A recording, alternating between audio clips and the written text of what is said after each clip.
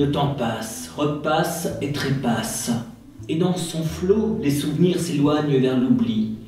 Alors, avant qu'on grandisse, sans savoir pourquoi les choses étaient là, lorsque je retourne ce sablier, déjà un vient de s'écouler. Et lorsque l'aiguille a fait le tour de son cadran, déjà qu'il en entame un autre, et ainsi de suite, sans jamais s'arrêter.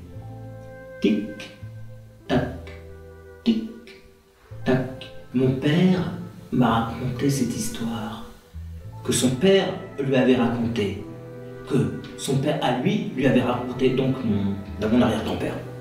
Les villageois s'empressaient de rentrer chez eux, de peur de se cogner dans les arbres, de tomber dans des trous, ou simplement d'être dévorés par des bêtes féroces.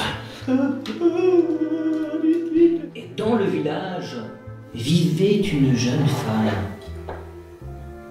dont la beauté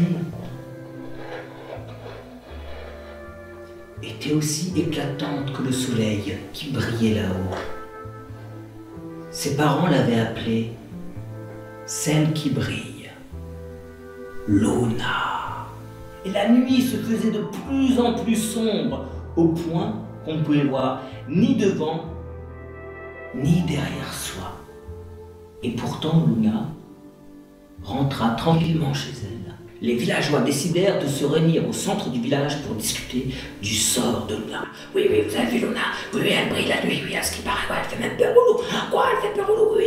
Et à ce qui paraît, elle n'est même pas dévorée par les bêtes féroces. Chers membres du conseil, je vous ai réunis aujourd'hui afin que nous discutions du sort que nous allons réserver à Luna.